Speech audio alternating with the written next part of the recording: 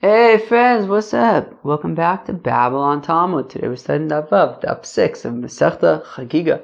Friends, I know I seem to probably ask this every day, but how's Masechta Hagiga going? It's cool, right? Let's go weiter. So friends, who can tell me what we're talking about today?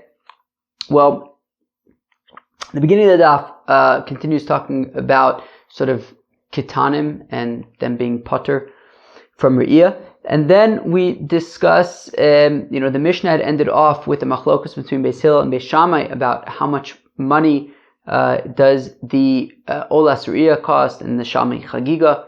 So there was a machlokus there, which we will get into. Friends, we are beginning on Daf Hey Amud Beis, all the way at the bottom line of the Daf. Ezu ka'in kol she'enu yochel lirkav al kseifo shel aviv. So who is considered a minor? A minor is somebody who's unable to, he's too small that he can't even go on his father's shoulders and be ola regel that way. So if he's too small for that, so then memele, he's a minor.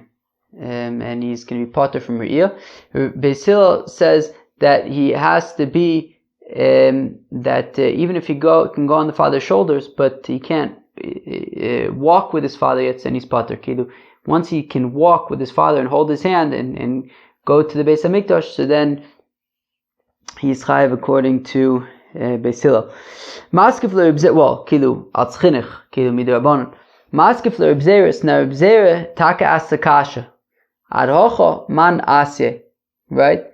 That if we're saying, that this little kid already has we want him to be ola regel, to the Beis HaMikdash, whether he's going on his father's shoulders or he's holding his hand. But how did he get to Yerushalayim? Who's bringing him there? The father is just taking him from the Kretschmer, from from the little hotel over there, or from some guy's house, to the Beis HaMikdash. But how did he get to Yerushalayim in the first place? So Amar le Abai. So Abai says to Reb Zera, well, after all, his mother has a mitzvah of simcha, right?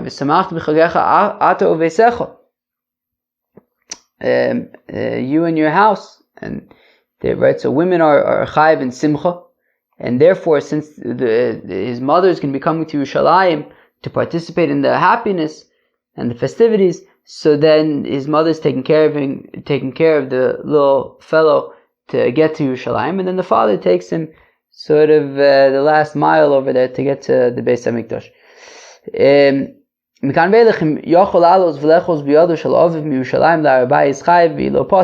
And then once already the little fellow is in Yerushalayim, so then the father takes over and holds his hand and takes him with to the Beis HaMikdash. All right. Where am I? Heishiv Rebbe Tachas Beis Hillel. So now Beis Hillel, so Rebbe Taka asks a kasha on behalf of Beis Hillel. He asks a kasha against Beis Shammai. That L'divrei Beis Shammai, that let me ask you a kasha. Beis Shammai says that once already the little fellow can go on his father's shoulders, so then already mitzad chinuch, so that we can train him. Rashi has a beautiful explanation of what chinuch is.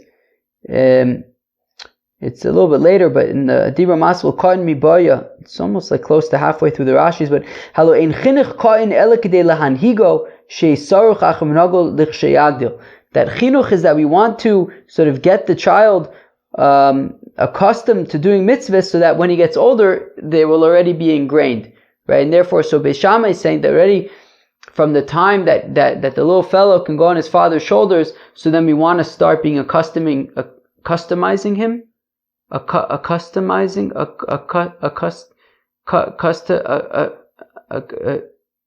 don't know, whatever, like I don't know what the word is. Training him, customize. Okay, I'm gonna just go with something.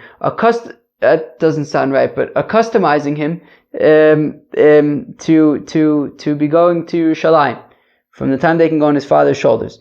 But one second, The pasuk says by Chana. Chana lo also. So it says that by who was Chana's husband? What was his name? Chana was married to. I almost had it for a second. Chana was married to. What was that guy's name? Chana was married to.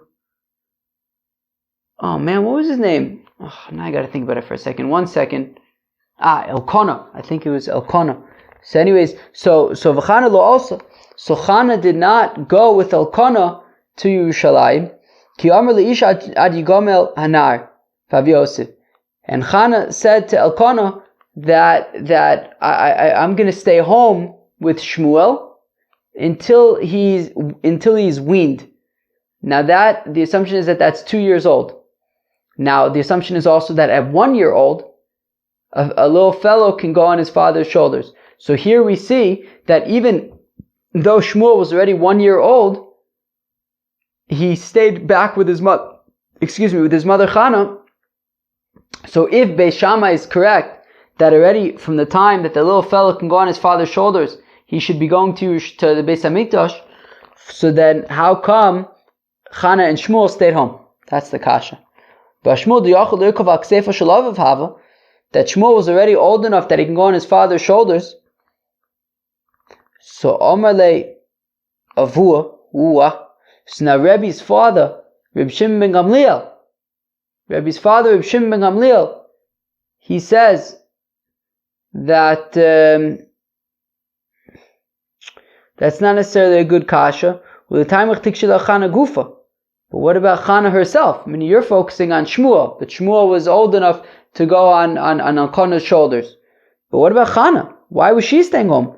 Doesn't she have a mitzvah of V'samachta b'chagecha?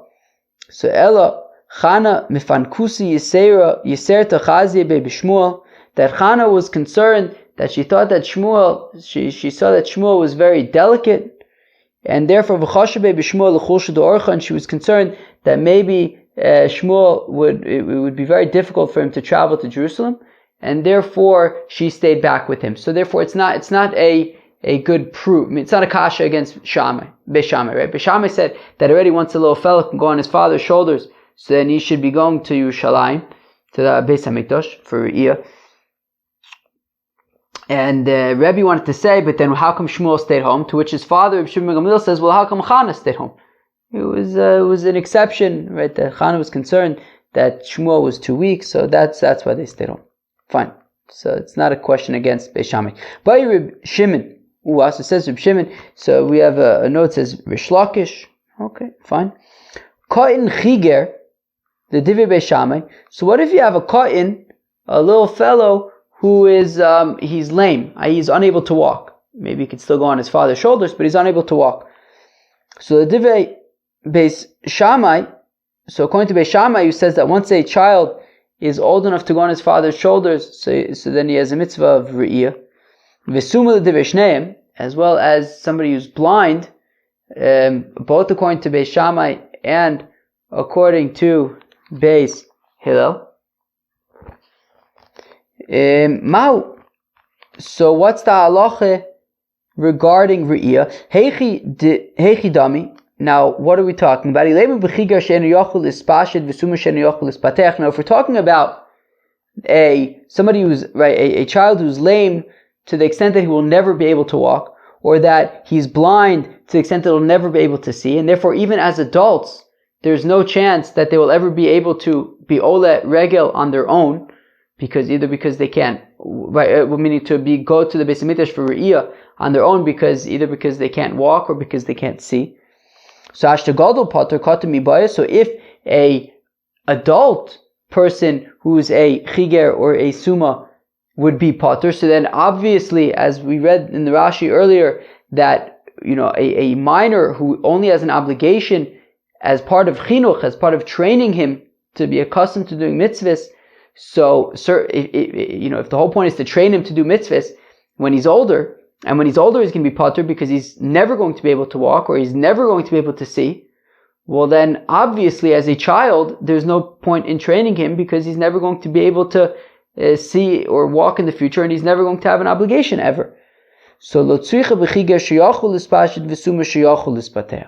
rather we're talking about somebody, right, a child who maybe right now is unable to walk, but in the future will be able to walk, or maybe now he is unable to see, but in the future he will be able to see. So the question is, if right now he's unable to walk or unable to see, but in the future he will be able to walk or to see, so do we train him, right, right, in terms of chinuch, in terms of training him for when he gets older?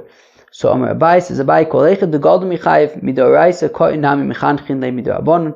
So says Abai, look, in a situation where an adult would be chayev midoraisa, so then a child we train already midorabanan when he's just a child. But kol echad degadol pater midoraisa midorabanan ko'inami pater. However, in a situation where an adult would be pater midoraisa, such as an adult who's unable to walk or unable to see, so then midorabanan ko'inami pater, so then a minor in the same predicament would be pater. We would not, in this case, we would not take him to the Beis Hamikdash for re'iyah, because even as an adult, he would be pater. So meaning, even though in the future, yes, he might be able to walk or he might be able to see, if, an adult in his current predicament would be pater, so then a child is also pater. So therefore, since an adult who can't walk or cannot see, it would be pater from re'iyah, so then memele, also a child would be pater who cannot walk or cannot see, would automatically be pater from re'iyah. Beishamei omar re'iyah shtei kesef v'chulei.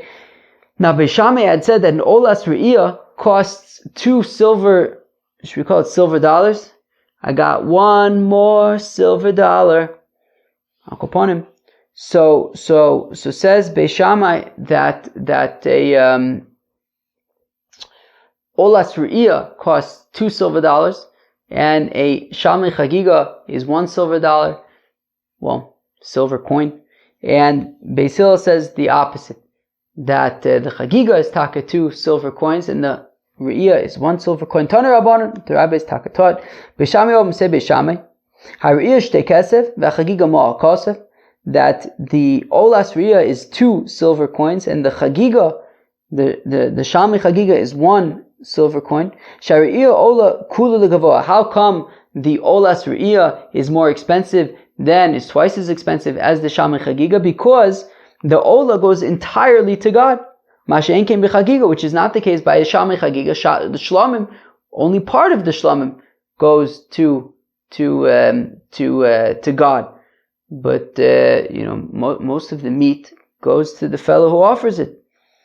V'od, and more so, matzinu bat seres, that when it comes to shavuos, sheriba boyna kosov ba'olos yosem b'shlamim. If we take a look at shavuos, for example, there's a lot more olas than there are shlamims, and therefore Beishamai wants to argue that a korban ola is more significant, and therefore because it's more significant, so therefore it's more expensive.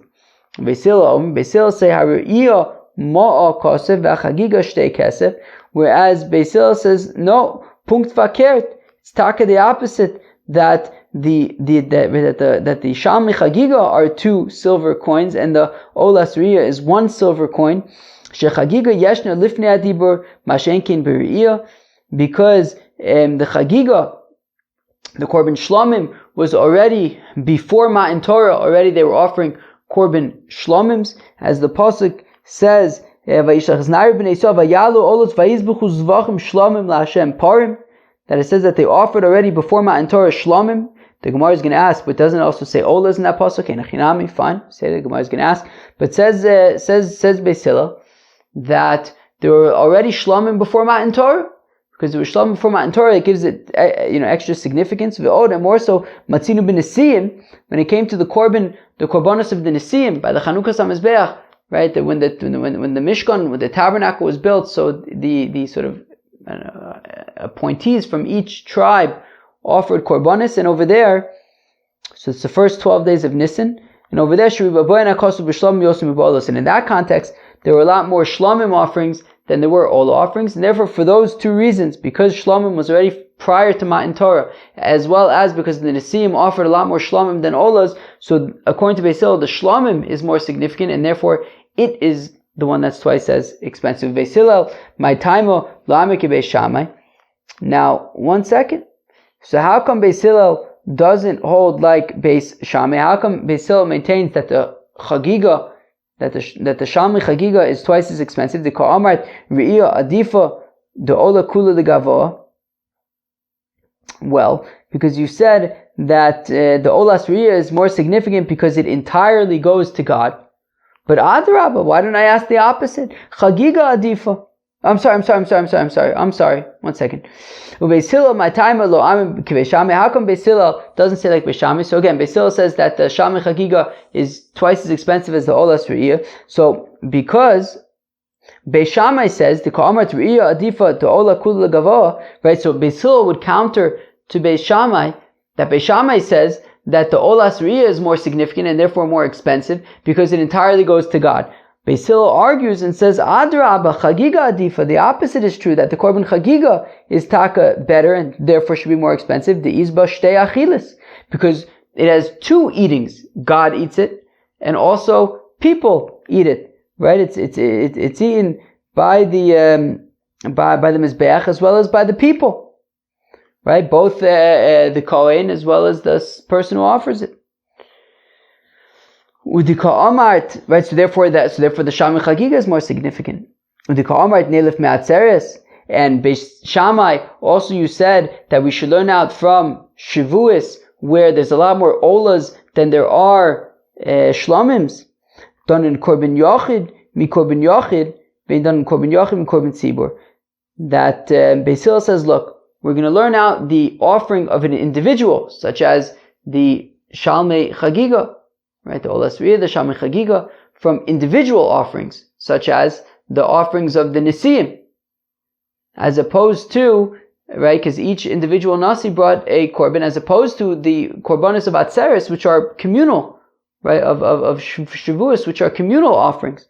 So we can't learn out the individual offerings that a person offers on the festivals from communal offerings. We have to learn out from individual offerings like the Nesiim. And the Nesiim taka had more Shlomim than they had Olas, and therefore Shlomim is the more expensive one according to Beis Hillel. That they say that Shlomim are more significant because they're eaten both by the Mizbeach and by people, and because we're going to learn out from an individual korban like the Nesiim where there were a lot more Shlomims than there were Olas. Beis Hillel counters, my time lo amir ki Beis Shammai. How come Beis Shammai doesn't? I don't know what I just said. How come Beis Shammai does not hold like Beis Hillel? Right? Beis Shammai says that the Olas are more expensive. What's wrong with Beis Hillel's reasoning? The Ka'amart Hagiga Adifa Tieshna Lifnei Adibor.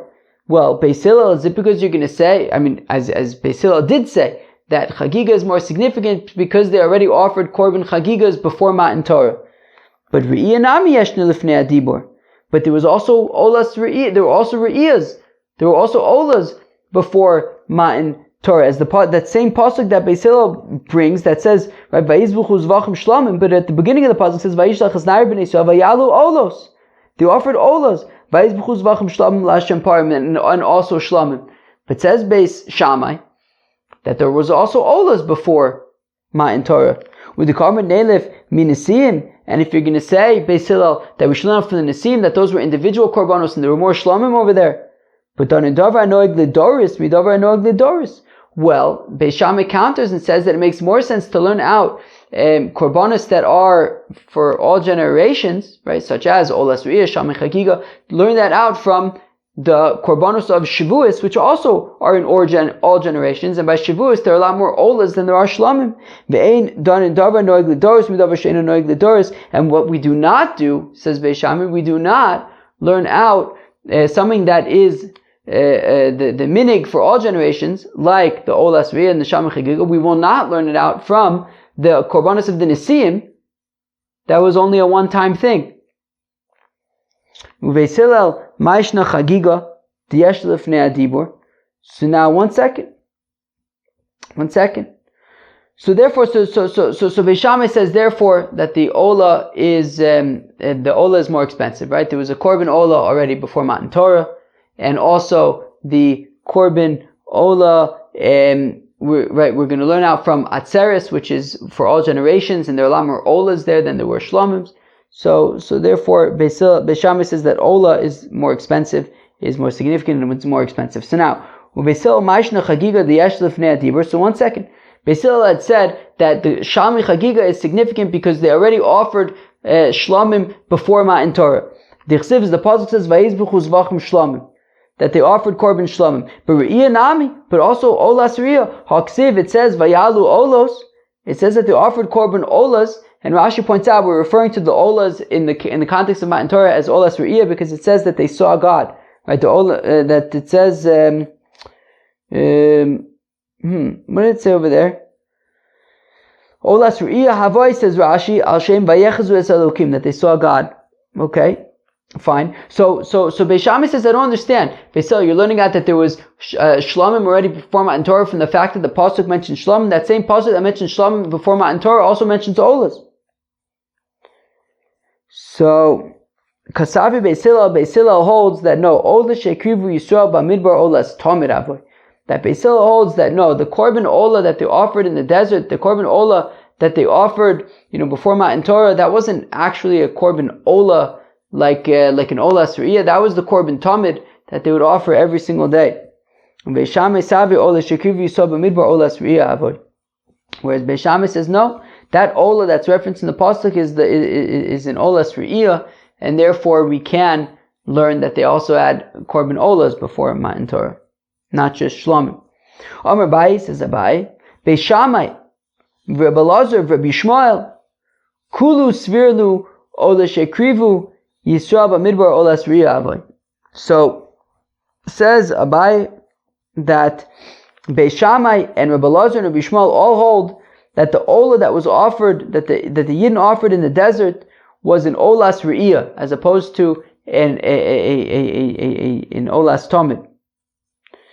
Uveis Hillel, Rabbi Akiva, Rabbi Yossi Aglili Kulu Svirlu Ola Shekrivu Yisrael Bamidbar Olas Tamid Havoy. Whereas Beis Hillel, Rabbi Akiva, and Rabbi Yossi Aglili all agree that the ola that was offered in the desert was the Olas Hatamid, right? The daily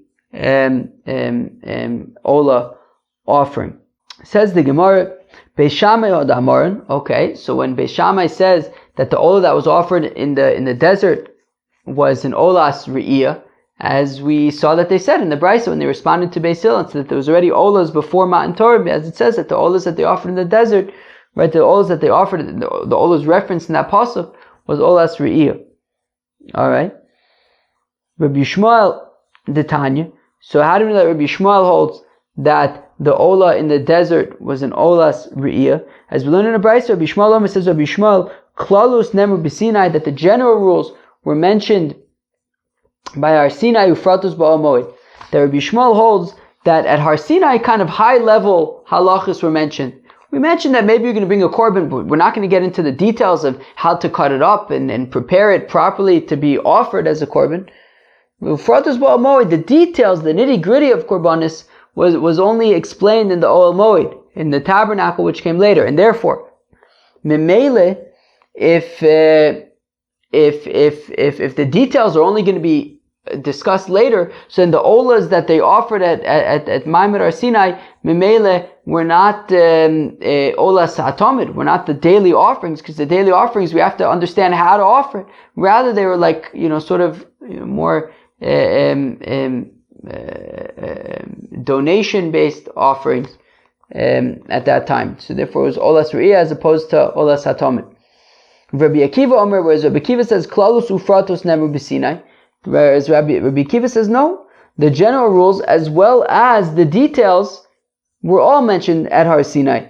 V'nishnu ba'al moed, and were repeated a second time by the Ohel Moed. V'nishtashu ba'arbus moed, and then a third time the details were mentioned when Moshe Rabbeinu was speaking to the Yidden in Arbus Moav, right, before they entered into Eretz Yisrael in Sefer Devarim. Now continues the Gemara, according to Rabbi Shmuel, who says that the general rules, the high level rules, were mentioned at Har Sinai, but the details came later. So then it says, if that's the case, then I don't understand, says Rabbi Shmuel. If it enters your mind that the korban ola that was offered, that the Yidden offered in the desert, was an olas hatamid by Ma'amad Har Sinai, Is it possible that you can have epis that initially you didn't have to, take off the hide and cut it up in a certain way because the halachos weren't taught yet, according to Bishma. And then ultimately it requires removing the hide and cutting it up, right? Meaning, according to Rabbi Shmuel, if all the details of the korbanos only came later, so then memela they wouldn't be offering those korbanos before the details were taught. I.e., at the time of Ma'amar Asina, they weren't offering a olas hatamid; they were offering an olas riyah, kilu more just right there, an offering that they were offering at the time, but it didn't have specific halachas. Rabbi Lazar the Tanya, how do we know that Rabbi Lazar says that the korban ola at Ma'amar Sinai was an olas re'iyah, not an olas hatamid? The Tanya is within the brayso olas hatamid asuya bar Sinai. The ola, the korban ola that was made at our Sinai. Rabbi Lazar Omer says, Rabbi Lazar, ma'aseh nemru b'Sinai, that its actions were mentioned at our Sinai. However, ve'atzma lo kerva, but it itself was not offered at our Sinai. They talked about the olas hatamid at Har Sinai, but they didn't actually offer an olas hatamid at our Sinai, and therefore Memele says Rabbi Lazar that the ola that they offered at our Sinai was a olas riyah, not the olas hatamid. Rabbi Akiva Omer says Rabbi Akiva kerva, that actually they offered the olas hatamid at Har Sinai v'shuv lo paska, and then it never stopped. I.e., from the time that it was offered in the context of Ma'amar Sinai, it says Rabbi Akiva that the ola was an olas hatamid, and then they never stopped offering the olas hatamid from that time on. Right, the ola that they would offer every day, twice a day. Beis Yisrael, that the pasuk in Amos says, did you offer offerings and meal offerings for 40 years in the desert? Right, so the pasuk seems to be saying that for the 40 years there were no korbanos in the desert. So how could Rabbi Akiva be saying that they offered the olas hatamid at Har Sinai and then offered it every day throughout their sojourn in the desert? So Shivto Shalevi Shlovda Avodah Zarah in Kervu Osa. So the Gemara says, well, Shevet Levi, who refrained from the Avodah Zarah, did not partake in the Avodah Zarah, they're the ones who offered it in the desert all that time, but they were the only ones to offer korbanos during that time. Okay, fine. So we see that Rabbi Lazar also says that the ola in the desert was in olas re'iyah, not in olas hatamid, but Rabbi Akiva disagrees and he says it was taka in olas hatamid. Beis Hillel the Amaran, when we say that Beis Hillel says that the ola in the desert was taka a olas hatamid, was taka in olas hatamid, and therefore we can't learn out anything about it in terms of olas re'iyah being before Ma'amid Har Sinai, and therefore there was shlomim there, but not olas re'iyah. So Beis Hillel Hadamarin, Rabbi Akiva Hanami Damarin, we said that Rabbi Akiva also says that those korbanos were korban olas hatamid, as we saw when he responded to Rabbi Lazar. That says olas hatamid asuya by Sinai. So Rabbi Akiva says taka, it was an olas hatamid. Rabbi Yossi Aglili, and Rabbi Yossi Aglili also says that it was an olas hatamid. The Tanya, as we learn in the Brayso, Rabbi Yossi Aglili, Omer says Rabbi Yossi Aglili, shalosh mitzvos nitztavu yisrael ba'alosim l'regel. That there are listen up, friends. That there are 3 mitzvahs that the Yidden are obligated to do when going to Jerusalem as festival pilgrims. Re'iyah v'chagiga v'simcha. The 3 mitzvahs are re'iyah, right? The olas re'iyah, the shalmei chagiga, and the shalmei simcha. Yesh b're'iyah she'ein b'shtein. Now there is something unique by re'iyah, by being seen before God in the azara of the Beis Hamikdash, that is not found in the other 2. Yesh b'chagiga she'ein b'shtein. The korban shalmei chagiga also has its own unique characteristics that does not apply to the other 2. V'yesh b'simcha she'ein b'shtein, and also the shalmei simcha have something unique that is not found in the Hagiga and the Re'iyah. Yesh b'Re'iyah she'em b'shtein. So we had said just a second ago that by the Olas Re'iyah, there is a characteristic that is not found by the shalmei chagiga or shalmei simcha, shari'iyah ola kula legavoa, that the olas re'iyah goes entirely on the mizbeach to God. Right, it's a korban ola, is burnt on the mizbeach for God. Mashein kein b'shtein, which is not the case by the shalmei simcha and the shalmei chagiga, because there part of the korban goes to the person who offers it, part of it goes to the kohanim. Yesh b'chagiga mashein kein b'shtein, and there is by the korban shalmei chagiga something that does not apply to the others. Shechagiga yeshna lifnei adibur mashein kein b'shtein, that the shalmei chagiga was also before the Matan Torah, which is not the case by the Olas Re'iyah as well as the Shalmei Simcha. Rashi points out that the shlomim that was offered by Har Sinai is referred to as Shalmei Chagiga, because as Moshe Rabbeinu had said to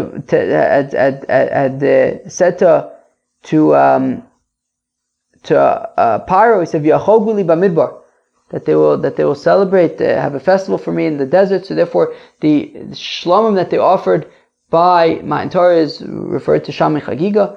So we're seeing that Rabbi Yossi Aglili is saying that the Shalmei Chagiga have a characteristic that is not found by the Olas Re'iyah and the Shalmei Simcha, in that the Shalmei Chagiga was also before Matan Torah. Now, implying that the Olas Re'iyah was not, which means that Memele, the Ola that they offered by Har Sinai was not an Olas Re'iyah, it was a Olas Atomid. Yesh b'simcha mashein b'shtein, and there is by the Shalmei Simcha a characteristic that does not apply to the others. She'asimcha noeges ba'anoshim uvanoshim mashein b'shtein, that the Shalmei Simcha is relevant both to men and to women, which is not the case by the Shalmei Chagiga and the Olas Re'iyah. By the Shalmei Chagiga and the Olas Re'iyah. Now, frag the Gemara, Rabbi Yishmael, my time kamukamas like a Beis Shammai. So now the Gemara wants to know, one second, Rabbi Yishmael, how come you're holding like Beis Shammai, right? Meaning, obviously, as Rashi points out, Rabbi Shammai b'makom Beis Hillel ain't a Mishnah. Obviously, we know, right, we learned after Gimel Masechta Eruvin 1,000 years ago, that we always pass like Beis Hillel. Why? It's not so popular to want to be on the Beis Shammai team at this point. So therefore, if Beis Shammai says that the Ola that was offered in the context of Har Sinai was in Olas Re'iyah, and Beis Hillel says it was in Olas Hatomid, why would Rabbi Shmuel be in the Beis Shammai camp? Right? Rabbi Shmuel, my time mukmas like Beis Shammai. How come you're saying like Beis Shammai that the Ola was in Olas Re'iyah? Isakadaitech Ola she'krivu yisab midbar Olas Tomid Avoy. And if you're going to say, well, because as we said at the top of the Amud, that if you're going to say that the Ola by Mamad Har Sinai was an Olas HaTomid, and Rabbi Yishmael, of course, holds that at Har Sinai the sort of high-level general rules were mentioned, but the details only came later, and therefore, mi'ika midi, how could it be possible that they offered the korban tomid at Har Sinai to meikar lo ba yehevshiv v'nituach, that at the time that it was offered didn't require hevshiv v'nituach because the details weren't taught yet.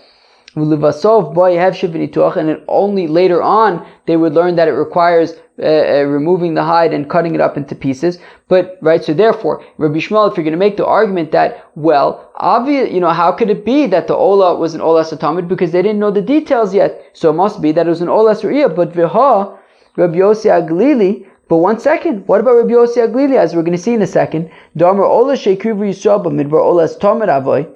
The Rabbi Yossi Aglili says that the Ola that they offered in the Midbar was a Olas Tamid, as we saw earlier, right? That he says that only the Chagiga was offered, the Shalmei Chagiga was offered by the Mamad Har Sinai, not the Olas Re'iyah.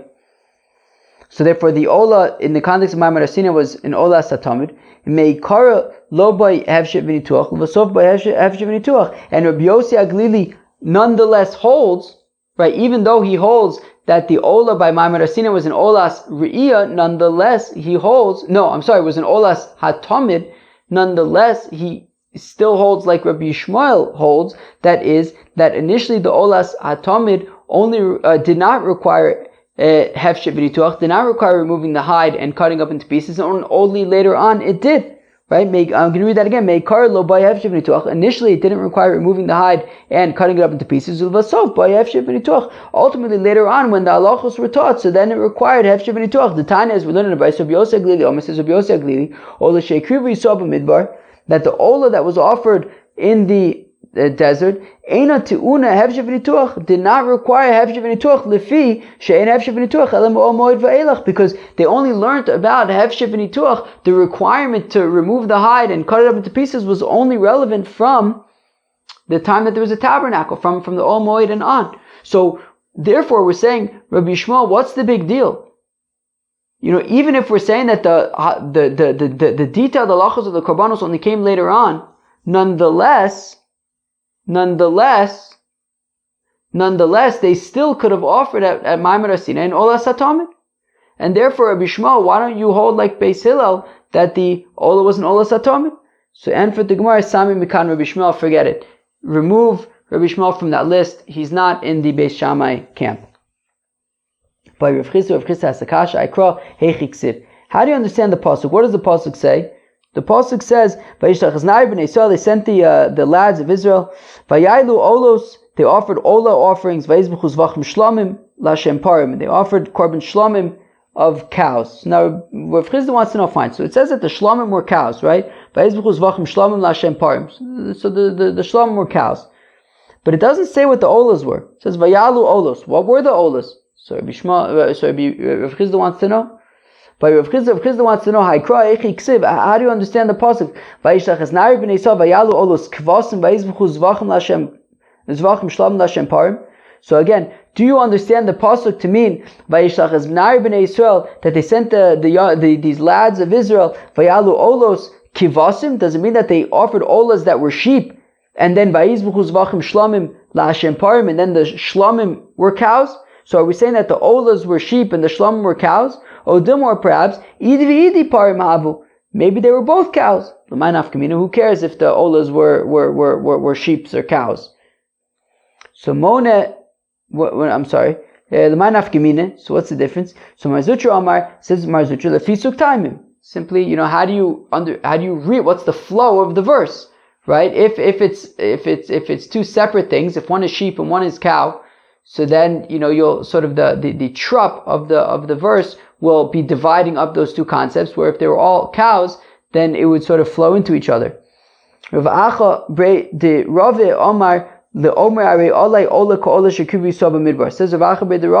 well, the nafkamina is if a fellow says that I'm going to offer a korban ola like the korban ola that they offered in the desert, so my paramavu or kvasamavu. Well, what was the ola in the desert? Was it cows? Was it sheep? Take it. The Gemara says we don't know.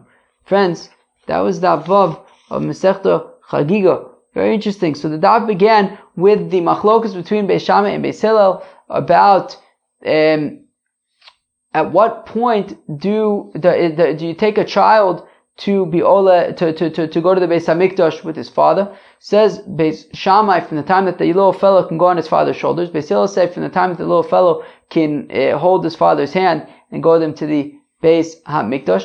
And then we saw also the machlokas between Beis Shammai and Beis Hillel regarding the sort of expense, the price of the korban ola and the korban shlomim. That according to Beis Shammai, the price of the olas riyah is 2 silver coins, and the price of a shalmei chagiga is 1 silver coin. And according to Beis Hillel, it's the opposite. The ola is 1 silver coin, and the chagiga is 2 silver coins. And then we kind of get into a discussion about why exactly that is, and other people that we get into the idea about the question of the korban ola, the ola that was offered before Ma'amad Har Sinai, was that in Olas Hatamid, or was that in Olas Re'iyah? Beis Shammai would say that it was in Olas Re'iyah, and Beis Hillel says it's in Olas Hatamid. Friends, that was the Vav Masechta Hagiga. I hope you enjoyed. Peace out.